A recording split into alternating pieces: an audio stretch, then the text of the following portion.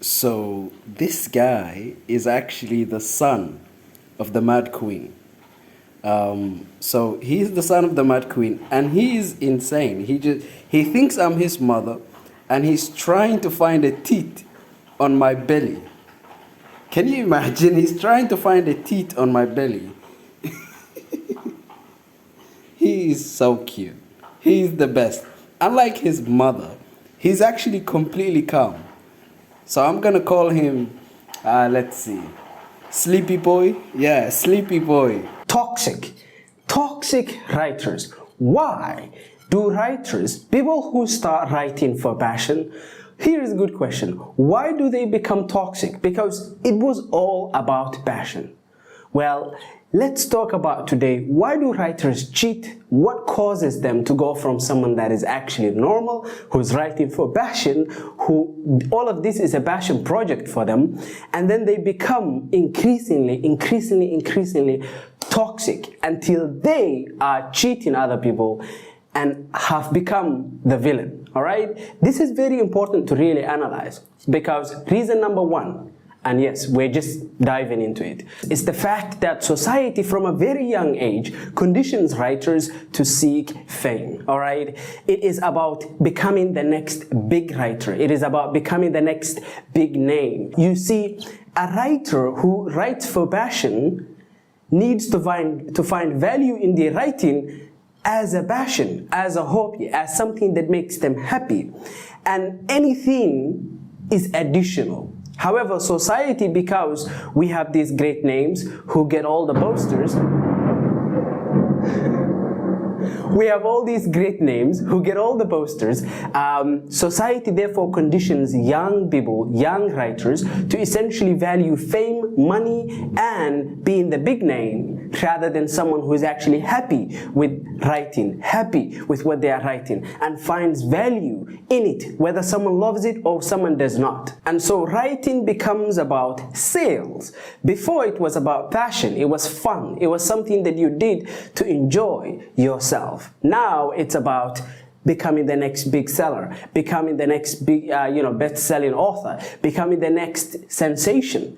And what ends up happening is that the passion that you had becomes commodified. Your passion becomes a product.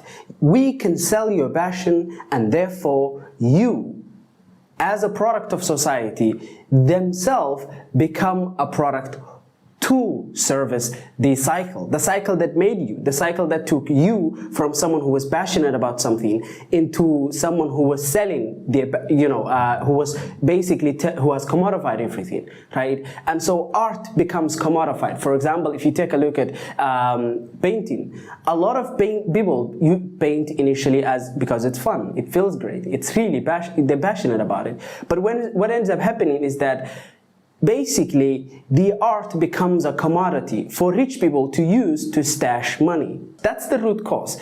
But why do writers cheat despite that? Well, you see, now what they're trying to do is meet the great standards of society. What happens is that you slowly become a sort of person that is obsessed with selling more, that is obsessed with publishing more books, even though your mental health might not be in a good place, even though you are degrading your art. What happens is you are trying to sell more, and when you don't sell, or when it becomes increasingly difficult to sell, that's when it happens. That's when writers become cheaters. That's when people who are passionate become cheaters. Okay, that's when they start looking for corners to cut. How could I get published faster? Reach more people, sell more sales, cheat the system or the algorithm in order to rank higher, to do this and that and that. And the outcome of this is that what was initially art becomes degraded. We see many authors across the world who have essentially gotten to fame simply because they kept doing what was popular, even though they didn't like it, even though it wasn't what they wanted. All of that leads to something, and it's what I like to call art degradation. Basically, your art degrades. And it can degrade in many ways. You have, obviously, trend chasing, okay? You have trend chasing, where someone is going to see a trend in writing. And you remember the Wired trend back then, the dystopian Wired trend? There was really nothing new that was added by each one of the subsequent famous book. You had, of course, initially I believe it was Hunger Games, and then you had Divergent, and other books like The Maze Runner. I'm not sure which one of these came first, but a lot of them were just basically exploring the same theme with different characters, and instead of being locked in a dungeon in The Maze Runner, in Hunger Games, you're locked in a society that is dysfunctional. Exactly. So you have basically the same thematic tension being stretched, and so many people exploring it. And this leads to a tremendous level of basically degradation. You have something that popped, and now you have 10,000 copies of the same thing, and each copy is like less return on investment, right? The dividend becomes less and less and less, and so you have so many people out there that review, that talk about the Divergent books, the Divergent movies, and essentially we have that genre of stuff, of writing, basically died off, and simply it didn't have the legs to stand. People didn't want to take it further because people started writing it initially so that they could just cash in that trend. That trend was what mattered.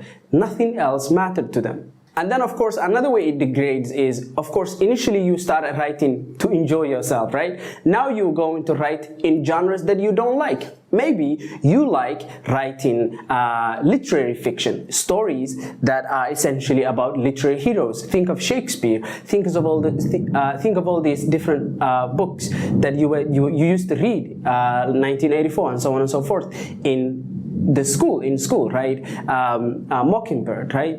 And these books are books that are essentially right there with what's called literary fiction, and they are explorations of characters, and the character is the most important thing, and most of the time they don't really have plot. There is not that strong of a pacing. The chapters could be easily skipped, honestly, yes.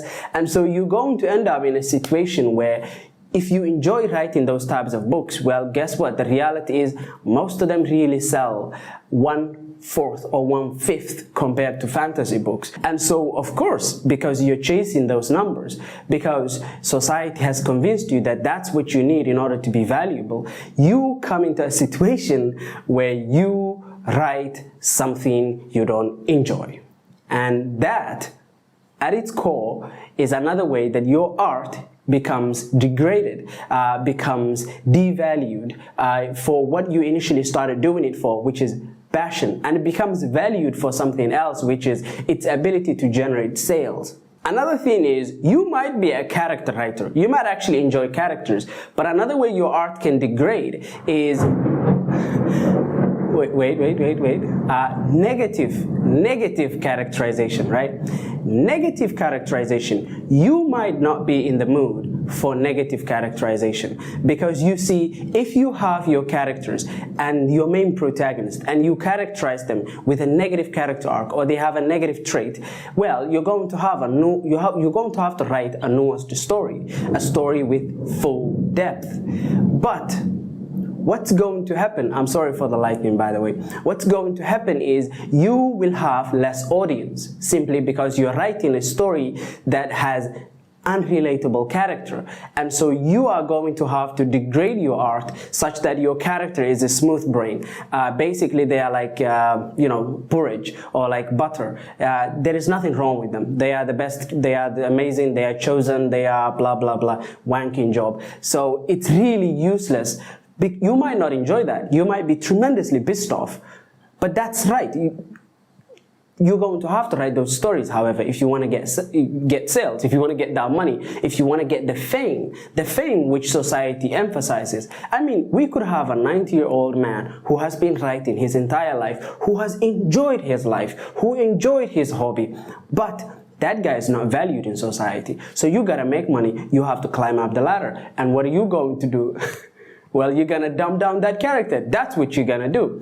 And so it's about incentives. It's about societal incentives. What is the structure of society that incentivizes people to go in a particular direction? Another cheap trend, basically, is two things, right? The first one is going to be making everything into a series, like franchise everything. And if there is no reason to write a story, to make a story into a series, and it's better off in a standalone, well, guess what? You at least have to make it into a duology, all right? Into a duology, you at least have to make it into that. So what you end up with, stories that have filler, stories that have plenty of chapters, or half the book could easily be removed. That's because, we're trying to stretch it and make it into a series. You might have irrelevant romance subplots that crop in the middle of the book. Of course, this is dreaded in YA books, where you have in the middle of the book, the characters basically they start eyeing each other, they start looking at each other. Yeah, they start having romance instead of actually focusing on the damn plot that we started following the story for. And so you have a degraded story, a story that is actively worse, and made worse by something that people are doing, because that's what society rewards. And then also you have fake reviews, all right? And stabbing other writers, in the back. You have negative reviews for other writers and buying positive reviews for yourself, or giving yourself positive reviews. This happens so much. Another lightning. This happens so much, you wouldn't believe how much it happens. I mean, it is obscene to the degree it happens. So many people either buy fake reviews that are 5 stars, 5 stars, 5 stars, because they feel like, if I don't get that 4 stars, if I don't get that 4.5, if I don't even do like Brandon Sanderson, just 4.6, 4.7, like it's nothing. The numbers, how many views, how many likes, how many comments, how many reviews. And you have something that was created to socialize, to connect with others, becoming a way to farm followers, or a way to farm views, or a way to farm numbers that society incentivizes, but make you depressed, man. They make you absolutely depressed. Chasing those numbers is the worst thing you could do to yourself. Trust me, I did that last year in this YouTube channel. I kept uploading every single day a new video, every single day a new video for like 5 months. And I became so depressed. I almost, like, I'm not gonna say like what happened almost, but it became, life became very difficult, right? So it's not worth it. I upload almost like once a week now, and that seems to work for me. Maybe once every 5 days. Lani Saram, back in 2017, she was first of all an awful writer, okay? An awful writer. Long hair. This is inefficient writing, first of all. But once you really get to my perfectly cut bangs, she's still about her hair. This is very sad. The smell of rain was strong. Okay, most writers can achieve all of this in 2 or 3 sentences, but she's still about her hair and the smell, and how such a July morning it was. I've always loved. Oh my God! You see, I told you, right? This paragraph gets your hopes high. I will never forget. It indicates, a very important event. But this paragraph, first of all, meanders. It's inefficient. It's terrible writing. She didn't know how to write. But number 2, she wanted to write a book. That book becomes a bestseller. She can then pitch that book to do what? To basically Hollywood, so that they can make it into a movie. And guess who is going to be the starting main star, the protagonist? Who's going to be the protagonist? It would be her. And that was the plan. You know what she did? When her book came out, it did get to the bestseller list. But what happened was she had bought a lot of her own books, and this resulted in artificially inflating her own sales, putting her temporarily on the New York Times bestseller list. This was like back in 2017, 5 years ago. And so this is someone who was intoxicated by the incentives at the heart of society. We have to get famous. We have to reach there. That's when I will be valued by everyone. And so people feel like they need to do that in order to be a human, in order to be part of society. Otherwise, I am not part of society.